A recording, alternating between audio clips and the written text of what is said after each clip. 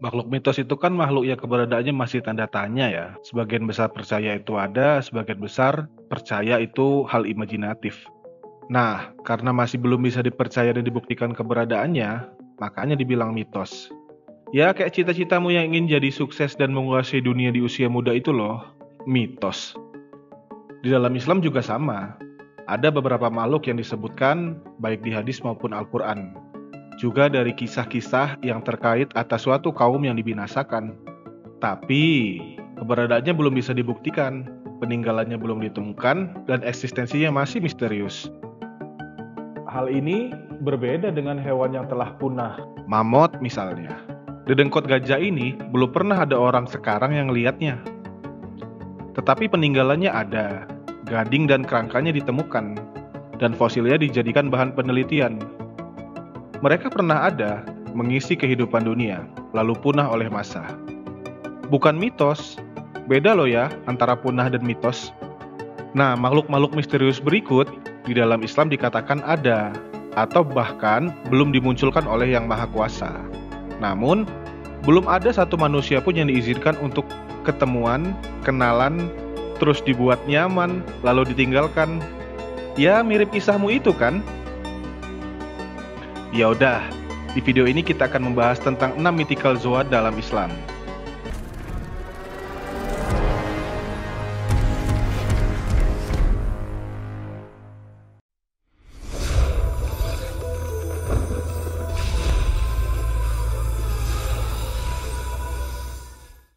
Ababil ini jenis burung ya guys ya, bukan anak buah Bang Billy. Tapi burung ini nggak ada di bumi, dan jangan pernah berharap untuk menemukan burung ini. Soalnya terakhir burung ini keluar, satu peloton tentara gajah, seorang-orang yang ikut di rombongan itu rata sama tanah. Gak usah ngide mau nyari sarang atau habitat ababil di mana, nggak bakalan ketemu juga kok. Soalnya burung ini adalah zoan tipe mitik, yang keberadaannya khusus dibuat oleh Allah Subhanahu wa Ta'ala untuk jadi pelindung rumahnya, yaitu Ka'bah. Mythical zoan tipe terbang ini punya kekuatan yang jauh melampaui kekuatan burung kebanyakan. Burung overpower ini mampu membawa batu kerikil panas membara di paruh sama kedua kakinya dengan santai. Jangan pikir ukuran burung ini besar seperti elang atau semacamnya ya. Ukuran burung ini layaknya burung walet dan burung gereja. Nah, ceritanya dulu ada raja dari Habasyah. Sekarang daerah itu namanya Ethiopia. Nama rajanya Abraha yang memimpin daerah Yaman. Bingung kan? Ini Ethiopia apa Yaman? Jadi gini, Habasyah ini dulu kerajaan sangar. Yaman termasuk wilayah kekuasaannya. Nah, si Abraha ini mimpin daerah Yaman. Yaman ini daerah kekuasaan Habasyah atau Ethiopia. Koreksi ya, kalau salah. Abraha ini kayak ngerasa dirinya itu main karakter, padahal dirinya NPC. Ngerasa iri banget sama Mekah yang punya Ka'bah. Abraha sampai ngebangun tempat Mekah yang bernama Al-Qulaisy. Saking megah dan tingginya tempat ini, orang kalau lihat ujung bangunannya, pecinya bakalan jatuh ke tanah. Dia pengen bikin sesuatu yang mirip kayak Ka'bah di Mekah, di wilayahnya. Ya, biar orang-orang yang mau ibadah bisa datang ke wilayah dia aja, gak usah jauh-jauh ke Mekah, pikir dia waktu itu. Rencana itu terdengar oleh orang-orang Arab.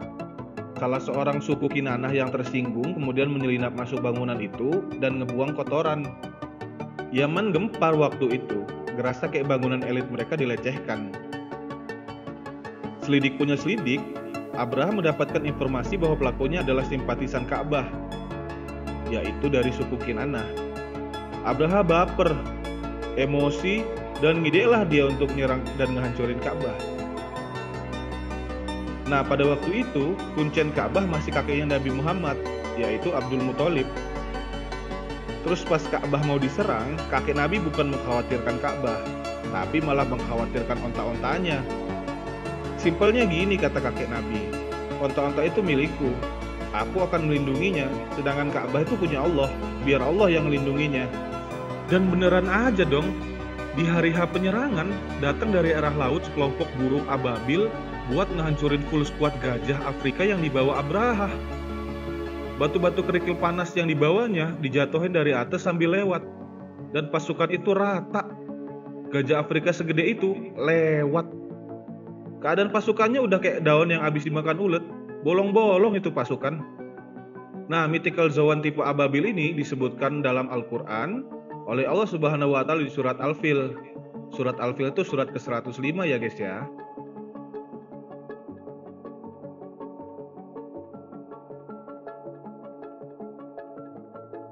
Kejadian itu beneran ada. Pasukan gajah itu dihancurkan. Tapi ada yang buat bingung para ilmuwan. Kan burung itu bawa batu 3 biji ya. 1 di paruh dan 2 di kaki. Nah kan batunya itu panas membara. Soalnya terbuat dari tanah yang dibakar. Ada juga sih beberapa riwayat yang bilang kalau batu itu diambil dari kerak neraka. Nah bekas jatuhan batu ini nggak ada. Nah ababilnya yang bawa batu panas fine-fine aja. Dan wilayah tempat ababil ngejatuhin batu-batu panas itu juga fine-fine aja. Yang rusak cuma pasukan gajahnya si Abraha. Nah, gini logikanya. Nah, kalau nembak kan ada bekas pelurunya ya. Uniknya, batu jatuhan burung ababil ini nggak ketemu di sekitar wilayah yang dicurigai sebagai TKP kejadian tersebut. Ukuran batu ini ya cuma segede kacang adas. Atau kalau bingung kacang adas itu apa, segede kacang pilus lah. Batu sisa jatuhannya kan nggak ketemu. Dan uniknya, burung ababilnya juga hilang. Nggak ada bekas.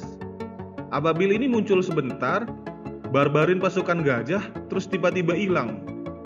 Jejaknya nggak tersisa.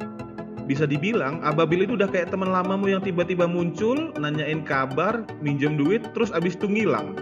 Ajaib memang.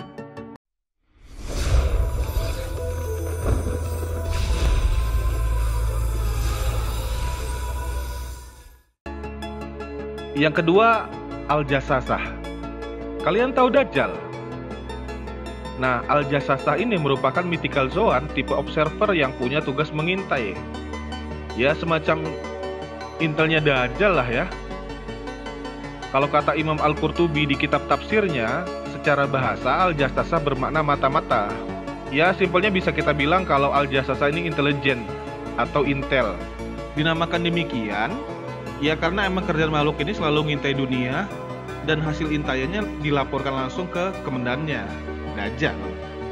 Imam Al-Qurtubi juga berpendapat kalau Al-Jassasah ini agak beda dengan binatang melata yang dikabarkan kedatangannya pada akhir zaman kelak. Sebaliknya, Al-Jassasah hanya dimaknai sebagai mata-mata utusan Dajjal. Al-Jassasah ini ada di dalam hadis dari Tamim Ad-Dari, seorang sahabat Nabi SAW. Tamim pernah berlayar dan terdampar di suatu pulau karena cuaca buruk. Lalu Tamim menemukan makhluk aneh yang dapat berbicara. Makhluk tersebut bilang kalau dia adalah Al-Jassasah.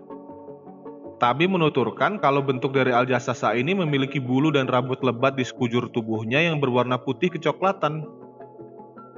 Bulu dari hewan ini terlihat kaku dan cenderung aneh. Saking lebat bulu hewan ini, sampai susah membedakan mana depan dan mana belakangnya.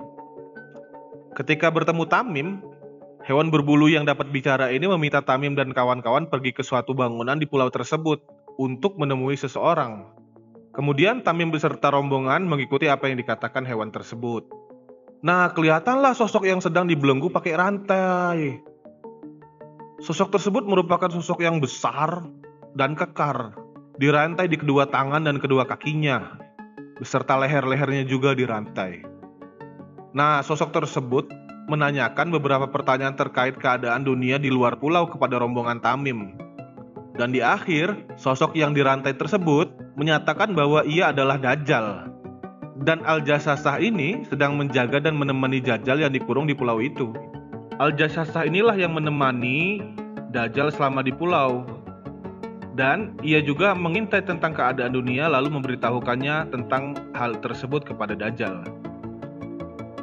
Kalau keadaannya udah pas, Dajjal bakalan keluar kok. Teman-teman gak usah nyoba nyari binatang ini ya, soalnya kalau ketemu bahaya. Nanti dia bakal laporan sama bosnya kalau dia udah ketemu sama anak Dajjal. Mengenai Al-Jassasah ini, saya justru kepikiran tentang suatu daerah dengan cuaca buruk, yang dimana ada pulau di wilayah tersebut yang berisi Dajjal. Atau teman-teman mungkin familiar dengan sosok yang dirantai di kedua kaki dan tangannya, dan juga di lehernya, yang sedang menunggu waktu untuk keluar seperti sosok Gedomazo di anime Naruto yang memiliki hewan peliharaan bernama Biju gak sih? Atau kayak sosok Exodia the Forbidden One dalam serial Yu-Gi-Oh yang mengambil latar belakang Mesir kuno? Yang kalau keluar, semua kartu yang kamu punya, kelar. Konspirasi Dajjal sekali kan?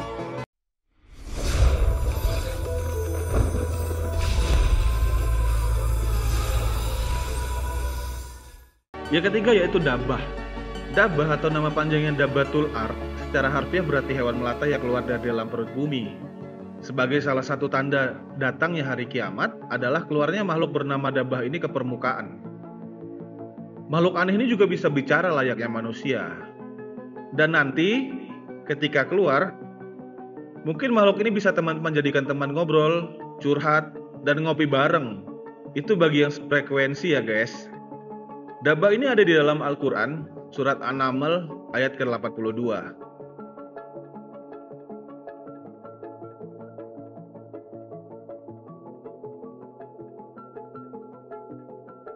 Selain dari Al-Quran, kemunculan hewan ini juga telah dikabarkan lewat hadis Rasulullah.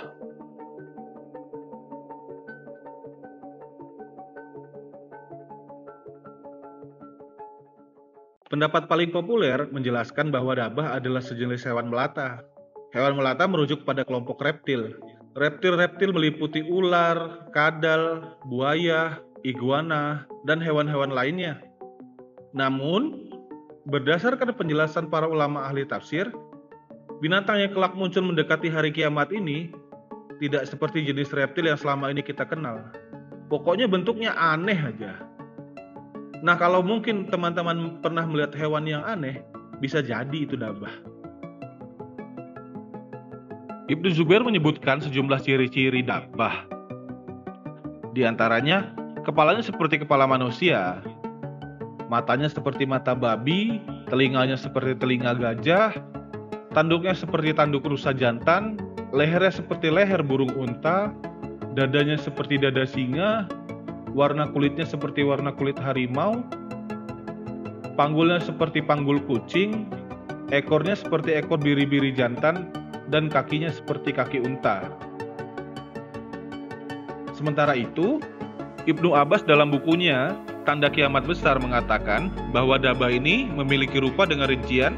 Yang pertama memiliki 4 kaki, kemudian berwajah manusia, lalu punya paruh layaknya burung, lalu berleher panjang yang terbentang dari timur hingga barat, dan memiliki rambut dan bulu dari semua warna hewan.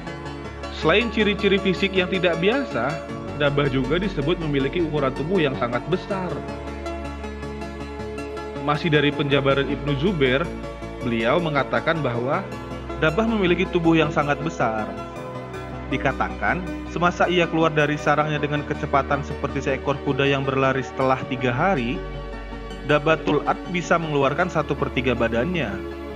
Saking besarnya, kepala dari makhluk akhir zaman ini sudah mencapai langit, tetapi tubuhnya masih ada di dalam bumi. Lebih lanjutnya, juga disebutkan bahwa Dabbah mengenakan cincin Nabi Sulaiman dan membawa tongkat Nabi Musa. Dabbah nantinya diizinkan oleh Allah keluar di akhir zaman bukan hanya sekedar untuk menakut-nakuti manusia, tapi Dabbah juga memiliki tugas khusus, yaitu memberikan tanda pada orang kafir dan orang mukmin. Wajah orang mukmin yang telah diberi tanda akan menjadi putih bersinar, sedangkan wajah orang kafir yang telah diberi tanda oleh Dabbah akan berubah menjadi gelap. Selain memberi tanda, Dabbah ini juga akan berbicara kepada manusia. Menurut qiraah Ubay bin Ka'ab, cara Dabbah berbicara sama seperti ketika manusia berbincang kepada sesamanya. Ada beberapa pendapat perbedaan antar ulama mengenai sosok Dabbah ini. Pendapat pertama mengatakan bahwa Dabbah adalah anak unta yang disapih dari untanya Nabi Saleh. Pendapat kedua, Dabbah adalah Al-Jassasah yang disebutkan dalam hadis Tamim Ad-Dari pada kisah Dajjal. Tapi pendapat kedua ini tidaklah kuat karena sifat-sifat apa yang akan dilakukan oleh Dabbah nantinya tidak cocok dengan gambaran Al-Jassasah dalam hadis Tamim, di mana Al-Jassasah dalam hadis Tamim dijelaskan sebagai hewan tipe pengintai, sedangkan Dabbah adalah hewan tipe penanda, di mana tugas dari Al-Jassasah adalah mengintai keadaan dunia sebelum Dajjal keluar, sedangkan Dabbah menandai wajah orang kafir dan orang mukmin untuk menjadikannya pembeda.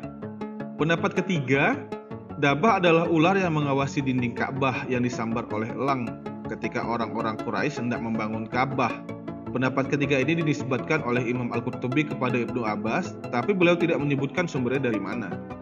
Pendapat keempat, Dabah adalah manusia yang berbicara mendebat dan membantah orang-orang yang melakukan bid'ah dan kekufuran supaya mereka berhenti.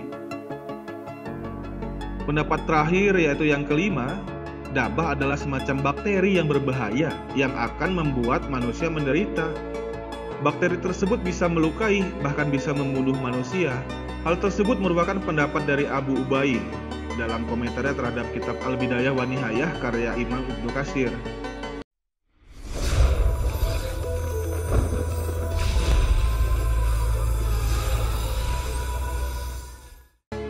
Selanjutnya yakni burung anko. Anko adalah seekor burung besar misterius dalam mitologi Islam. Mythical zoan tipe terbang ini disebutkan dalam buku karya Zakaria Al-Qazuini yang berjudul Makhluk-makhluk Ajaib dan Hal-hal Aneh yang Ada. Kata anko memiliki arti berleher panjang. Menurut manuskrip kuno yang berupa teks Arab kuno dari Timur Tengah, legenda burung kolosal ini dikisahkan memiliki tubuh yang sangat besar, sehingga sanggup membawa seekor gajah dengan cakarnya yang sangat tajam. Sumber-sumber kuno ini menjelaskan bahwasannya burung anko ini pernah dipercaya sebagai makhluk mulia yang diciptakan oleh Tuhan. Burung ini tinggal di sebuah gunung yang bernama Gunung Falaj. Apabila burung ini terbang, maka burung ini sanggup menutupi matahari seperti awan. Bulunya memiliki warna yang sangat banyak. Lehernya panjang seperti leher unta. Burung ini juga memiliki 4 sayap. 2 sayap berukuran panjang, serta 2 lainnya berukuran pendek. Menurut kisah dari Al-Kisai, Nabi Hanzalah tinggal di sebuah kota yang terdapat sebuah gunung yang bernama Falaj yang menjadi tempat serta sarang dari burung anko. Nabi Hanzalah diutus untuk membimbing kaum ras. Beliau adalah seorang nabi dari Bani Israel, keturunan Yehuda. Burung anko yang berada di Gunung Falaj tempat Nabi Hanzalah dan kaumnya tinggal dikisahkan suka memangsa manusia, membawanya dengan cakar, lalu menjadikan manusia makanan untuk anak-anaknya. Keberadaannya yang overpower ini membuat kaum ras gelisah. Oleh karena itu, kaum ras meminta solusi kepada Nabi Hanzalah. Kaum ras berjanji akan percaya kepada semua dakwah Nabi Hanzalah jika burung itu benar-benar mati. Kemudian, Nabi Hanzalah berdoa kepada Allah agar memusnahkan burung tersebut. Setelah burung anko musnah, kaum ras tidak juga taat kepada dakwah Nabi Hanzalah. Akhirnya, kaum ras beserta burung anko dimusnahkan oleh Allah Subhanahu wa Ta'ala. Kisah tentang musnahnya kaum-kaum terdahulu terdapat pada surat Al-Furqan ayat 38.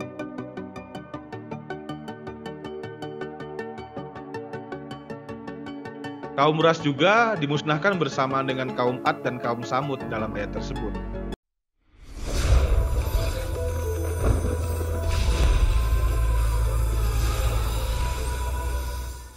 Selanjutnya buruk.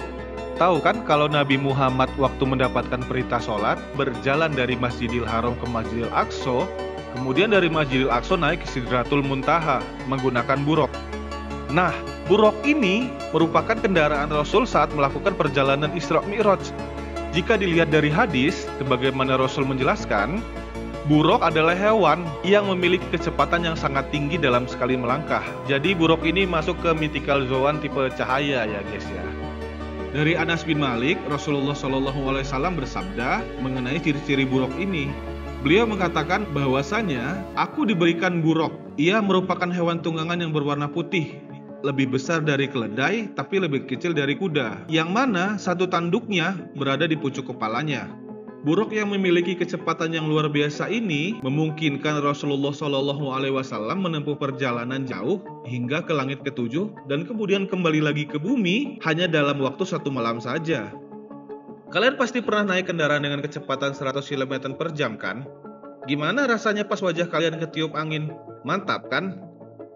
Nah, buruk ini hewan yang kecepatannya setara dengan kecepatan cahaya, di mana saat Nabi menungganginya, dia bisa bolak-balik dari bumi ke langit ketujuh kemudian balik lagi ke bumi hanya dalam waktu 1 malam. Dan badan Rasulullah yang menungganginya tidak ikut hancur. Ini merupakan salah satu tanda kebesaran Allah terhadap nabinya ya guys ya.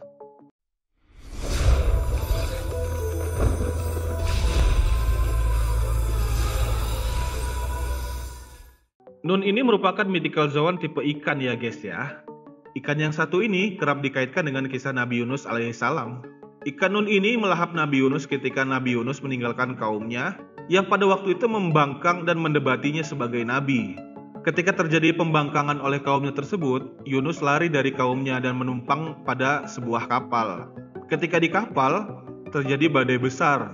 Nah, saat badai besar menerpa kapal ini, ada kebiasaan unik di lingkungan awak kapal, di mana para penumpang kapal akan mengundi siapapun nanti yang namanya terpilih akan dijadikan tumbal dan dilemparkan ke laut. Karena kebiasaan tersebut, akhirnya ketika melewati badai, para awak kapal mengundi.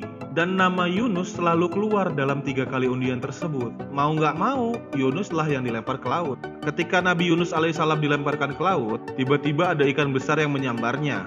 Nabi Yunus dimakan oleh ikan tersebut. Dan hebatnya, Nabi Yunus tetap hidup di dalam perut ikan ini. Dalam kisah lanjutannya, Nabi Yunus hidup di dalam perut ikan ini, kemudian dimuntahkan oleh ikan tersebut. Lalu Nabi Yunus terdampar kembali lagi kepada kaumnya.